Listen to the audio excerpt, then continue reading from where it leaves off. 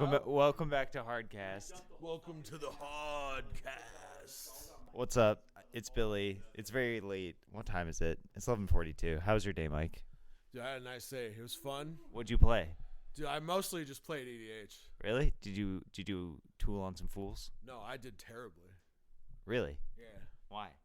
I don't really play enough EDH. Okay. But I would just go Necropotence and draw 35 cards and then just die.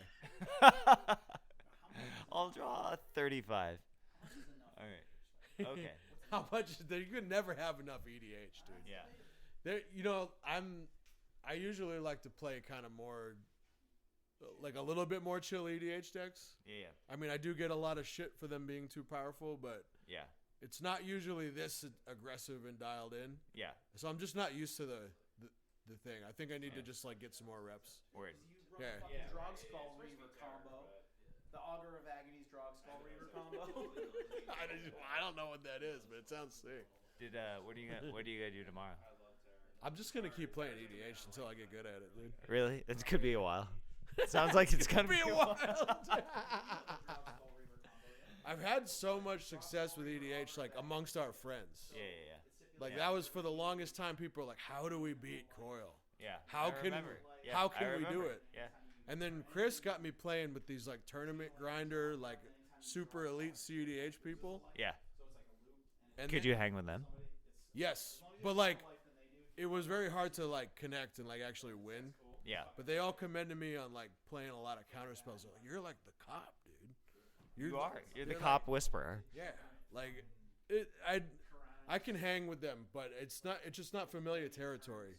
You know? Yeah. For me, EDH is playing really fucked up stuff, but nobody knows what you're doing. Yes. And you're just kind of sneaking it in and making them upset. Yes. Yes. You know what I mean? Yeah.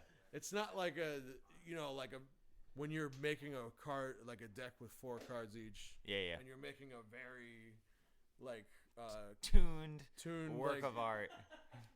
Concise. Yeah. This is what I'm doing. This is what I'm up to. It's well, I could. Who knows? I play 14 creatures, but maybe I'll just throw this Cradle in because it can make infinite mana with this other card. Yeah. That's how stupid of a format it is, but it's fun because of that. It's I'm not taking it too seriously, and that's why I'm still having fun with it, even though I haven't had really any success today. Yeah. But I've had some good games, Yeah. and I made some pretty ballsy win attempts, which may have bit me in the ass. But on the final pod, I really got screwed. I'm playing kind of a turbo combo deck, and I got paired with a Stacks deck. Yeah. And Yuriko, which is just big value, flip over the top card on my library and deal everybody the CMC. And that deck does not care about stacks, so it was one deck was turning off all my combos, the other deck was making my Necros, my Ad Nauseam worse by just whittling my life down. Yeah. And it was there's no way to win that. Yeah, no winners. So, not for Mike. No winners, but there was also some 3 pods. There wasn't a lot of people playing EDH. Yeah. Once we get closer to the big event, which hopefully we get enough people, and it'll be for a Lotus, it might. Yeah. If it's enough people, it's going to be EDH for a Lotus. That would be pretty sick. It would be cool. Yeah, it would be cool. And it's maybe one of those or all of those games, I'll draw 35 cards and I'll just be winning. Mike Coyle is going to get a Lotus. You heard it here first. Here we are, dude. Yeah. I'm going to get that Lotus. And you know what I'm going to do with it? I'm going to play AAA against you, and I'm going to lose it. What are you going to draw on the Lotus you lose to me? I'm going to just draw a horribly prolapsed asshole on it.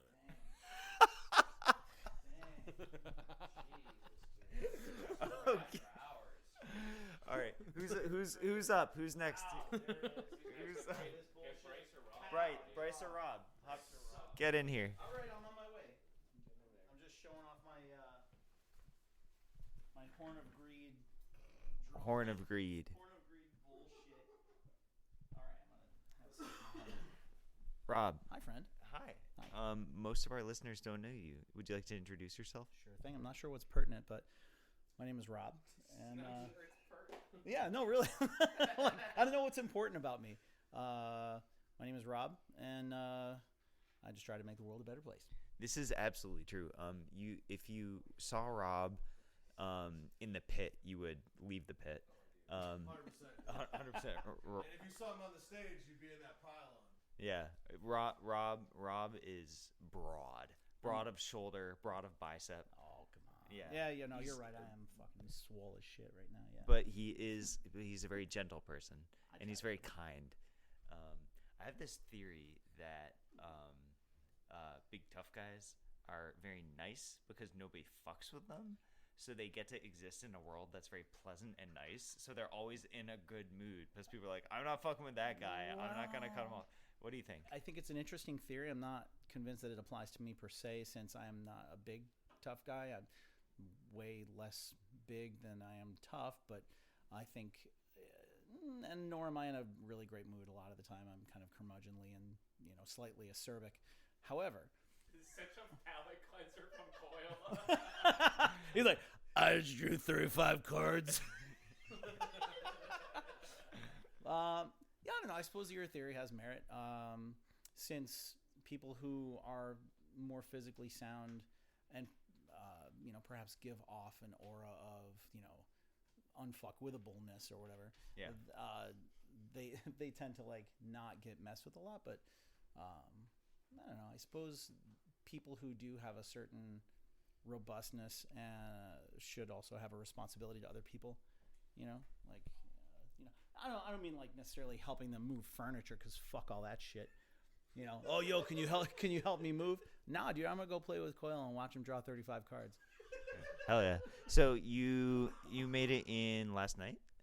Yeah, no, I made it in today because it actually feels like last night. No, I took a bus from where I live out to here in Pennsylvania. Where the fuck am I? Pittsburgh?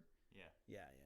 So I took a bus, and the ride was aromatic because Greyhound, and there was a sublime palette of odoriferous emanations. There was a motherfucker. It was a palette from a Sublime fan. It was absolutely nauseating. There's a dude in the back with a real wet cough, and I was just like, get me the fuck out of here, dude. Yeah. But then again, I mean, what do you expect when you adopt G.G. Allen's preferred mode of transportation, yeah? Well, I thought his was like the back of a cop car. Well, I don't know if that's preferred, but still. He ended up there a lot. Yeah.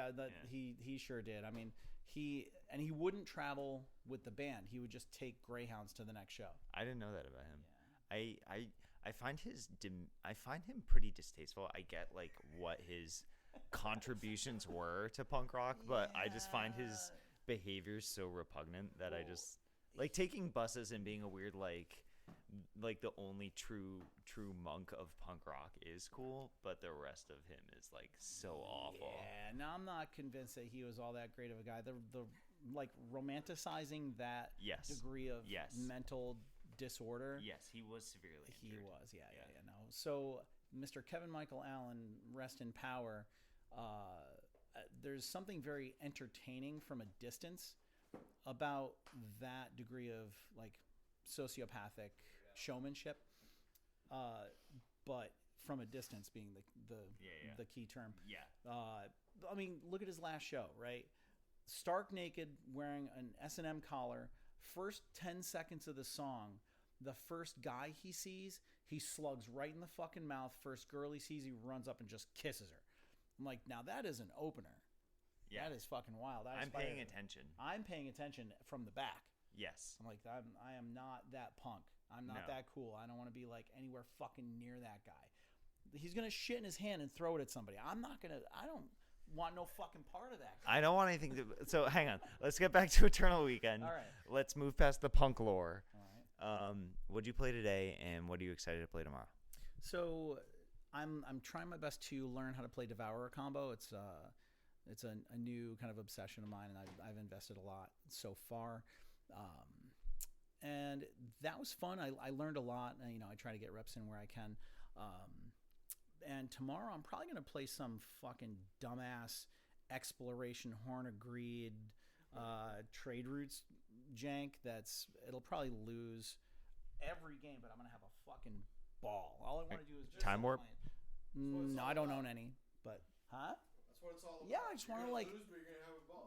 What? I drew the number of cards I wanted to draw today. Yeah. That's all that mattered. He drew 35. Yeah. 35 cards. I wish I could. Oh, you know what though? With that deck, drawing 35 by turn like 5 or 6 is not so out of the question. Yeah. I've lost to that before. Yeah, Yeah. it's so much fun.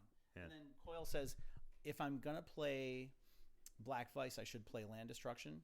But I just can't help it. I'm keeping him in because it's just I want to make pressure somehow outside of like oathing into Morphling.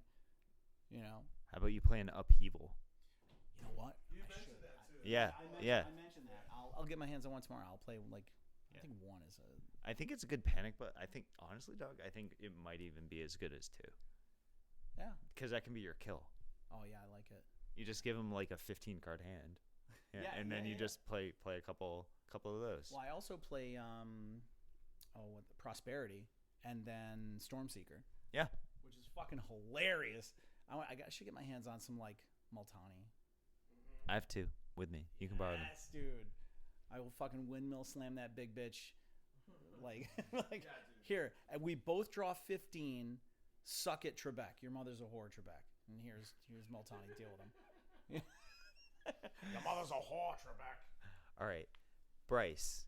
Do you want to come in? Thank you very much. Thank you. I appreciate it. Nice to meet you, Rob. Said the listeners.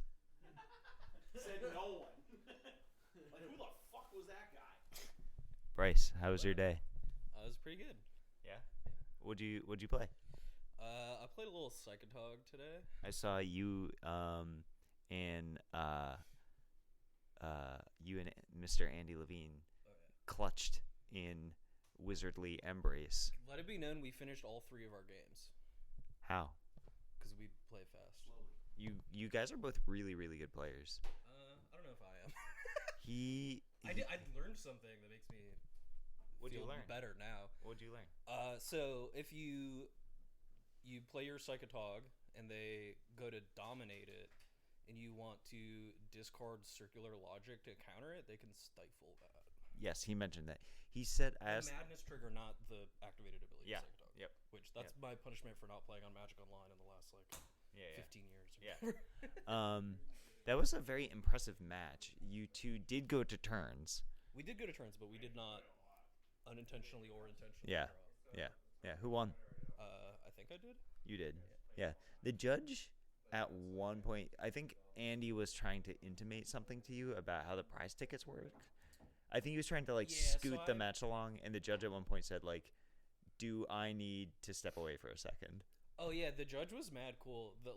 So I won, and Andy wanted to do something to get us more prize tickets in total, and I was tired and didn't really know what he was talking about, so I was just kind of not now, but just explain it to me later because I literally don't know what you're talking about. And the judge was completely ignoring us, he's sitting 3 inches away from me, just being cool and not weird about it. Yeah. What are you gonna play tomorrow? I don't know. Probably more Psychotog. I really want to find my deck wife in this format because I've been playing for almost 2 years now, and I've played a different deck at almost every event other than a handful. Your range is very impressive. That's something that the gang has all noticed. Yeah, I mean that buy high, never sell, dude. Yeah. Right. Yeah. I think that's cool. Do you want to hear about my adventure today? Yeah. Oh yes, let's hear about your adventure. So I said to myself, I am going to put an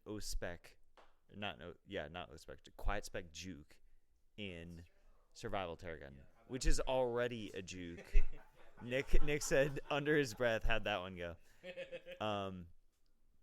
And Nick is sorry. So I'm gonna put spec in my sideboard because I'm gonna I get run over. I'll put Volcanic Spray. Already have Ray of Revelation in there anyways, and it's Call the Herd's a valid sideboard card, and I'll just put a couple of specs in there. It turns out that this absolutely castrates Survival of the Fittest decks because the whole point is that you have the silver bullets, so you don't you don't take out your silver bullets to fit in a new engine, which now has a really tight silver bullet budget. It's just too much going on. Yeah, it seems good in Battle of Wits, and that's about it. Okay. Oh yeah. Battle of Wits is by far the best spec deck. Best spec deck? It has to be, right? because you have ×3 of all the flashback cards, and you never draw them. You never draw. Yeah. Yeah. Yep. Or the quiet spec, but that's Or the quiet spec, but you draw something. Yeah. Yeah. All right, cool. I'm gonna wrap this episode up. This was Eternal Weekend, the first full day one. Sorry about that first episode. That was pretty pathetic. I hope it was funny for you. I felt just wretched. But journalistic integrity demanded that I put it out. So Duress Crew is at Eternal Weekend all weekend. We're having fun. I don't know what we're gonna do tomorrow, but we're gonna play some more Magic. Thanks for listening. Bye.